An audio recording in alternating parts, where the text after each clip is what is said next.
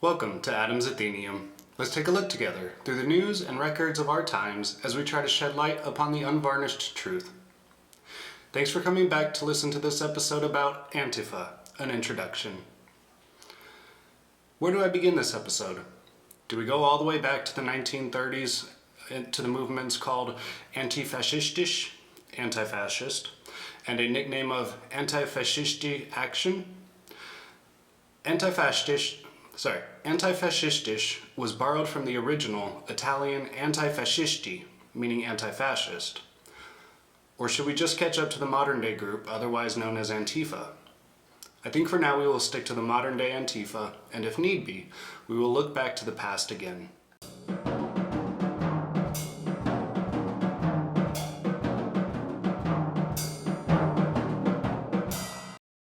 Let's go ahead and find a couple of definitions for Antifa, since according to people like Jerry Nadler, who is an American lawyer and politician, serving as the U.S. Representative for New York's 10th Congressional District since 2013, and is a member of the Democratic Party who is in his 15th term of Congress, according to Wikipedia, he calls Antifa a myth.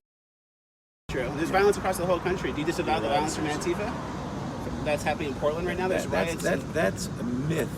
That's being spread only in Washington, D.C. About Antifa in Portland? Yes. Sir, there's videos everywhere online. There's fires and riots. They're throwing fireworks at federal officers. DHS is there. Look online. It gets crazy, Mr. Nadler. So let's find out what other places say. According to Wikipedia, Antifa is a far-left, anti-fascist, and anti-racist political movement in the United States. As a highly decentralized array of autonomous groups, Antifa uses both nonviolent and violent direct action to achieve its aims rather than policy reform. Much of Antifa political activism is nonviolent, involving poster and flyer campaigns, mutual aid, speeches, protest marches, and community organizing. They also engage in protest tactics, seeking to combat fascists and racists such as neo-Nazis, white supremacists, and other far-right extremists. Antifa's willingness to directly confront far-right activists, and in some cases law enforcement, is a departure from other leftist opposition movements. This confrontation sometimes involves digital activism, doxing, harassment, physical violence, and property damage against those they identify as belonging to the far right.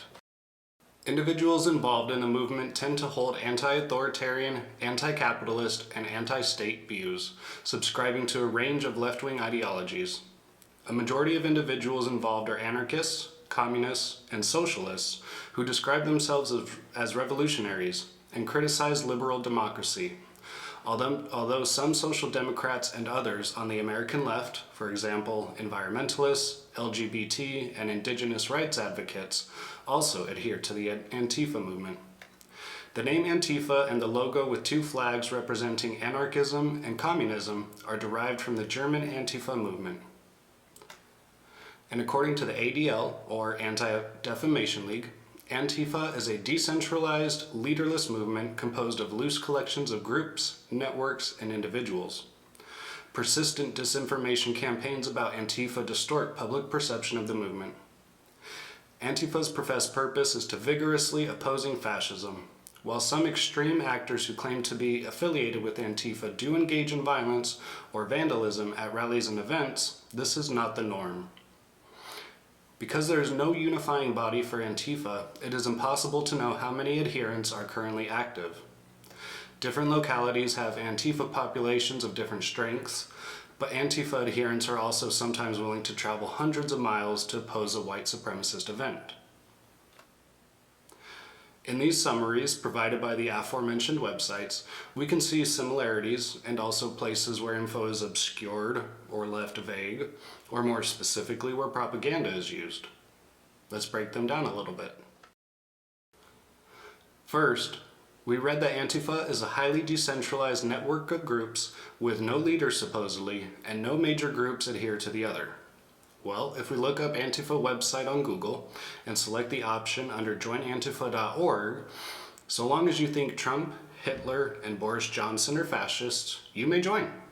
Here's proof of what an Antifa member card supposedly looks like. My daughter, at 5 years old, scribbled words better than that.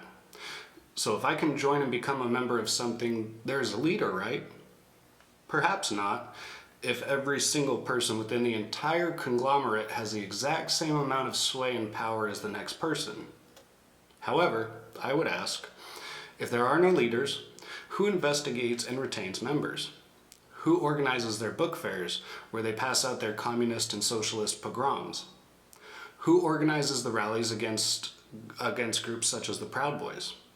Who, as a representative of Antifa, goes to the state government and asks for permission to hold a public event, thus receiving any appropriate permits for such an event? So we can read all day that there are no leaders, but I hope my questions helped open your mind to new possibilities. All right, let's keep going.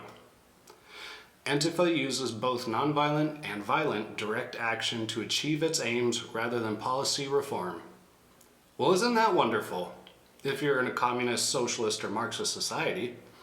Except we live in America, where there are rules and regulations to peacefully demonstrating.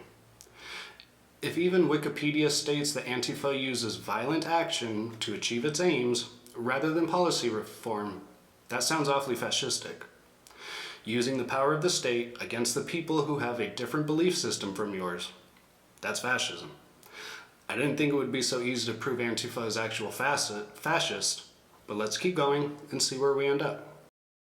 They also engage in protest tactics, seeking to combat fascists and racists such as neo-Nazis, white supremacists, and other far-right extremists. Antifa's willingness to directly confront far-right activists, and in some cases law enforcement, is a departure from other leftist opposition movements.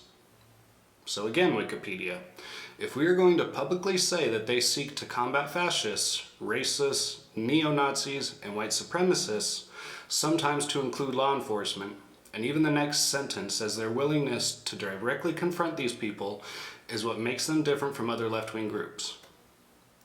Maybe that's because other left-wing groups can actually respect other humans' rights to peacefully protest, without starting fights to shut it down. Maybe other left-wing groups respect American law, and do not accept rioting as an appropriate display of your emotions. Maybe other left-wing groups understand that in order to have your message heard, you must speak peacefully and truthfully, and eventually your message will be heard.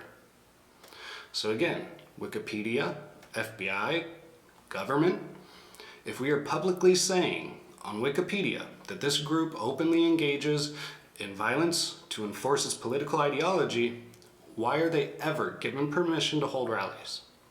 Why is any person in public support of Antifa or a member thereof not arrested? Let's keep reading. This confrontation sometimes involves digital activism, doxing, harassment, physical violence, and property damage against those they identify as belonging to the far right. Are you kidding me, Wikipedia?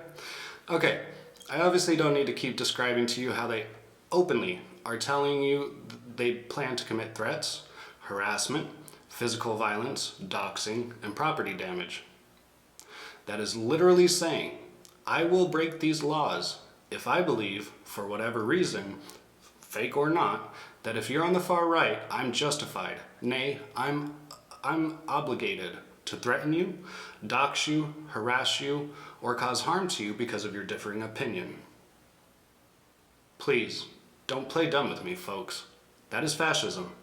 That's what Hitler's brown shirts did, and what Stalin's black shirts did. Antifa is our modern-day brown shirts. Antifa are fascists in their own words, goals, and actions.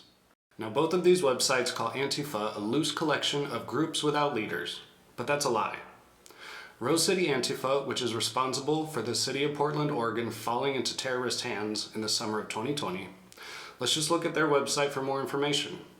On their homepage, we can again read about how they use direct action, or in other words, physical violence, threats, intimidation, harassment, doxing, or stalking.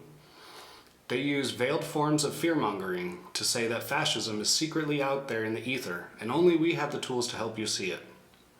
If you don't know what fascism is, check out my video on fascism, an introduction. If you do know what fascism is, you would know that it does not hide.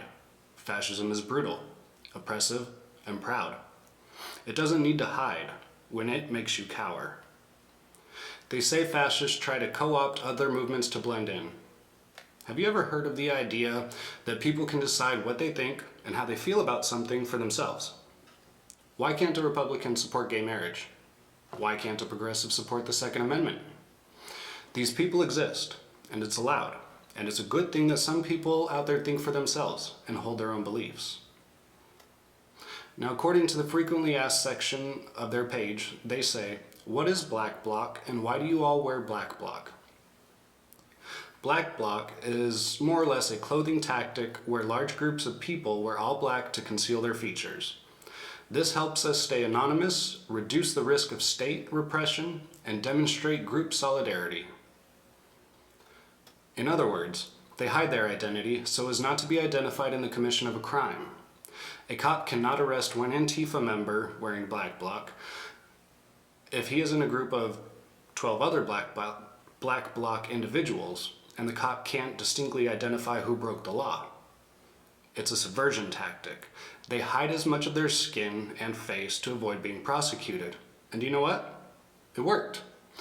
In Portland, Oregon alone, over 550 persons' cases weren't even prosecuted because of the far-left district attorney's personal political agenda. And this is just one article from the New York Post. This happened all summer and continues to this day. In the next portion of their frequently asked questions section, they ask, "Why do you stay anonymous?"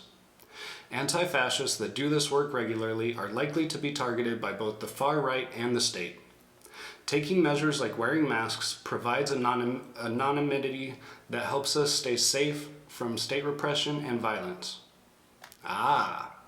So I've watched riots, protests, fights, whatever you want to call it, between Antifa and the Proud Boys since 2016. And above, Antifa says they wear masks to stay anonymous from state repression and violence. Well, first off, most rioters aren't prosecuted. They aren't being sent to jail, and most have their charges dropped the same night as being arrested. So they are lying about fearing the state. But they say masks and leave it at that. Again, if you've done your homework, you don't need to argue me. If you don't know anything about Antifa, I'm sure we'll be arguing it out in the comments section. Antifa uses gas masks, brass knuckles, switchblades, water bottles full of urine, feces, sometimes both. They use quick-drying cement, bleach, and other irritation agents. Fireworks, explosives, damaging laser lights that can set flame to objects, guns, bats, bricks, concrete. Yeah, they left all of that out. Maybe they don't want to be seen as the aggressors that they really are. Lastly, in their frequently asked questions section, they ask, "What is doxing and why do you do it?" They respond with, "Doxing is the practice of tying a person's private and, in the case of the people we track, hateful persona to their public identity. Generally, when we publish information about someone, we focus on making it clear that the individual in question both possesses ideological beliefs that makes them dangerous to those around them, and associates with other people or organizations on the far right that we know to pose a threat to the safety of our community. We typically couple this information about where the person lives, works, and spends time." So basically what this says is, if we make you a target and deem you to be an ideological opponent, we will publish your address with the intent of people rioting at your door. We will harass your work to fire you. We will intimidate your place of business or worship until you bend the knee to them, their ideology, and apologize, thus effectively being canceled. Now I apologize if it seems as though I'm in a careless loop of spouting off arguments against Antifa, but on my channel, where we always speak truth to things, and I'm looking at and reading directly from these people, they use a communist flag alongside of an anarchist flag. They use fascist tactics. They admit to law breaking. They have Wikipedia covering for them. They use tactics meant to subvert our laws, not follow them. I see it all, plain as day. I'm reading it to you, plain as day. People like Jerry Nadler call Antifa a myth, and yet here we are, after all of this. After everything available to you on the internet and YouTube, we're here. asking if Antifa is real and are they truly anti-fascist. If this sounds like a loop, it's because I want you to understand that I'm tired of hearing about Antifa. I'm tired of them as a group. I'm tired of the right being blamed for everything they cause. I'm tired of people not looking for the truth. And as tired as I may be, you give me strength to help shine light upon their words and use them against them. You help me to believe that people want better. By coming to my channel and listening to my videos, you help me to be more of an optimist, and I thank you for that. You also help me to know that people want more of the truth. That people are tired of standing in line to hear 1,000 pleasant lies and are going to stand in line to hear one ugly truth. Looking back, I know how mad I was in 2020 when the mayor of Portland called her city, in the midst of riots that had taken lives, the summer of love. I remember how pissed off I was when I heard that Andy No, a gay journalist who never harmed anybody, was violently assaulted twice in that wretched city. I recall how furious I was that these rioters and looters, assaulters and rapers were being let out of jail. And not for COVID, no. It was because the district attorney refused to do his job and prosecute people with rioting related offenses. And I will never forget the utter unwillingness of the mainstream and corporate media to even touch the subject.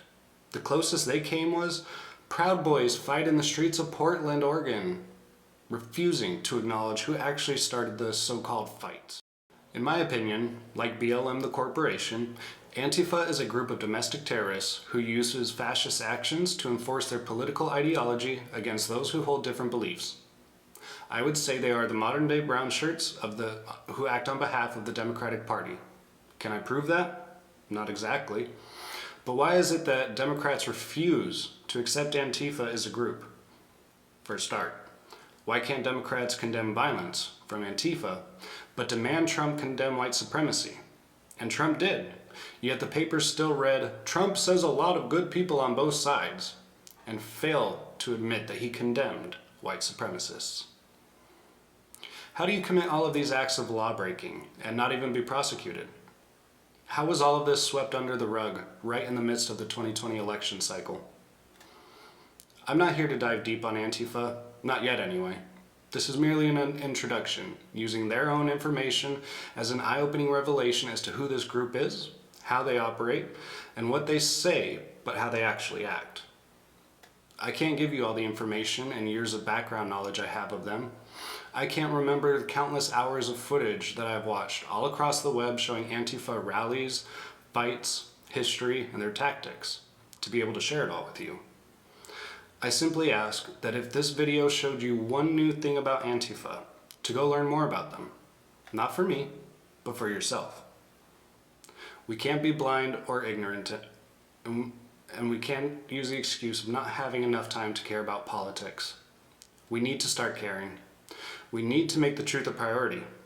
We need to make time to listen to the boring old men who talk on podcasts and radio shows. We need to learn what actually happened in the world's history and listen to everything from both sides of the aisle. I research every episode using politically left and right sources to try and stay fairly in the middle of the road. I don't have a hidden agenda. The only agenda here at my Athenaeum is to be honest, spread the truth, and give my opinion on the matter. I hope my words inspire you to want to learn more on your own.